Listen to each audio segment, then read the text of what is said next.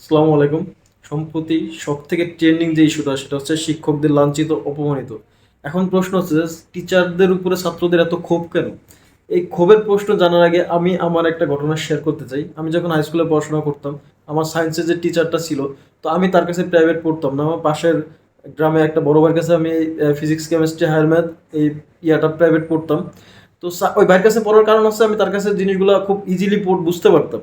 তো আমি এই স্যারের কাছে প্রাইভেট পড়তাম না। যখন আমি পরীক্ষার খাতায় স্যার ওই বাইর নিয়মে ম্যাথগুলো করতাম, তো এই স্যার সবগুলা গণহারে সব কেটে দিত, সবগুলা কেটে দিত। স্যারকে জিজ্ঞেস করার পর স্যার বলতো এই নিয়মে এই অঙ্কগুলো হয় না। পরবর্তীতে অন্যান্য ভাই বা ভাইদের কাছে জিজ্ঞেস করলাম, যে আমার সিনিয়র যারা ছিল তাদের কাছে জিজ্ঞেস করলাম, তারা বলতেছে যে এটা হচ্ছে ওনার কাছে প্রাইভেট না পড়লে উনি কারো অঙ্কই মানে মার্কস দেয় না, কেটে দেয়। স্কুলে সবাই জানতো, বাট তারপরও এই জিনিসটা করতো যে তার কাছে প্রাইভেট পড়তে হবে, প্রাইভেট না পড়লে সব মার্কস কেটে দিত। কিন্তু ম্যাথের সিস্টেম কি, আপনি বিভিন্ন নিয়মে করতে পারেন। এই যে যে একটা ক্ষোভ তার স্যারের প্রতি আমার তৈরি করলো, দেখেন এই স্যারের বিপরীতে, স্রোতের বিপরীতে আরেকটা স্যার ছিল ওই স্কুলে, আমার স্কুলের শামসুদ্দিন চৌধুরী, শাম স্যার। তার প্রতি মানুষের এত শ্রদ্ধা, এত সম্মান।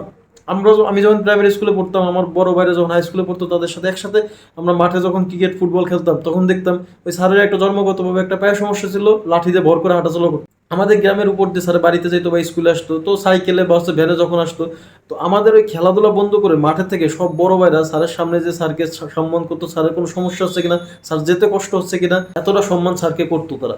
তো পরবর্তীতে আমি যখন হাই স্কুলে উঠলাম, তখন আমি দেখলাম যে আসলে শামসের প্রতি মানুষের শ্রদ্ধা, সম্মান কেন।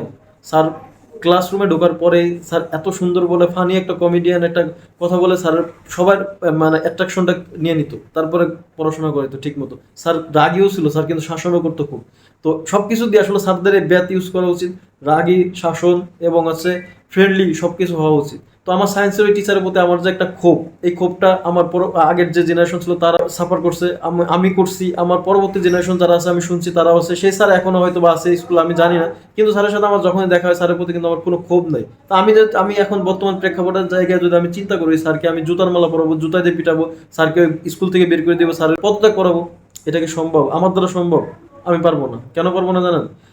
ওই স্যার আমার ম্যাথ কেটে দিত, এটা ঠিক আছে, কিন্তু আমি ওই স্যারের কাছে কিন্তু অন্য অনেক কিছুই শিখছি, কারণ সে আমার টিচার, সে আমার পিতৃতুল্য, বাবার সমতুল্য একটা টিচারের গায়ে আমি হাত তুলতে পারি না।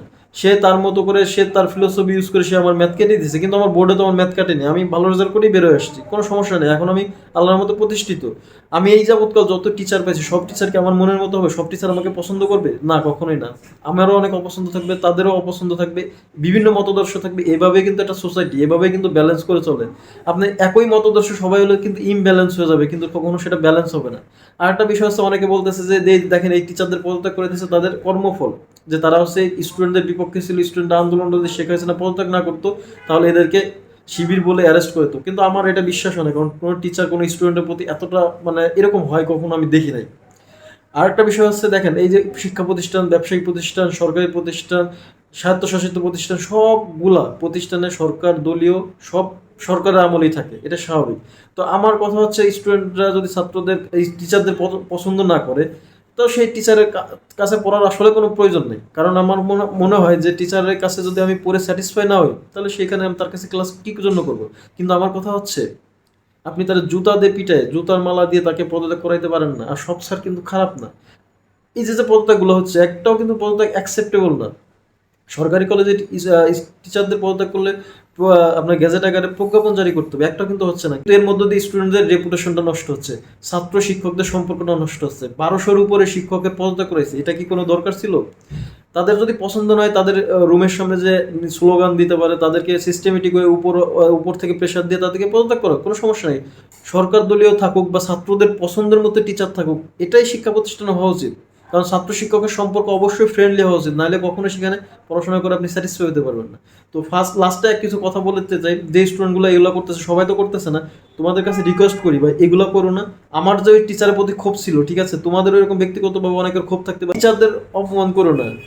ন্যাচারাল একটা রিভেঞ্জ বলে কথা আছে, এটা কিন্তু মেরে কাউকে দিতে হয় না, এটা অটোমেটিক্যালি রিভেঞ্জটা চলে আসে। সুতরাং তোমরা যে টিচারদের, অনেক একটা টিচার দেখলাম হার্ট অ্যাটাক করে মারা গেছে খুব সম্ভবত, অনেক টিচার কষ্ট পাচ্ছে, তাদেরও কিন্তু ফ্যামিলি আছে, তাদের ছেলে মেয়ে যদি এটা দেখে কষ্ট পাবে। তো তুমি একটা সন্তান হয়ে একটা বাবার সমতুল্য একটা টিচারের গায়ে এরকম হাত তুলতে পারো না, এটার পরিণতি খুব খারাপ হবে। এটা আমার জাস্ট অ্যাজ এ বড় ভাই হিসেবে আমার রিকোয়েস্ট। প্লিজ এগুলো করো না। যদি টিচারদের পছন্দ নয়, টিচারদের পদত্যাগ করার সিস্টেম আছে, সেভাবে করাবে। তো ভিডিওটা শেষ করতে চাই, সবার প্রতি শুভকামনা রইলো। ছাত্র শিক্ষক সম্পর্কটা বন্ধুত্ব থাকুক সকল শিক্ষা প্রতিষ্ঠানে। সরকার দলীয় শিক্ষক না থাকাটাই বেটার। তো ভালো থাকুন, সুস্থ থাকুন, আল্লাহ হাফেজ, আসসালামু আলাইকুম।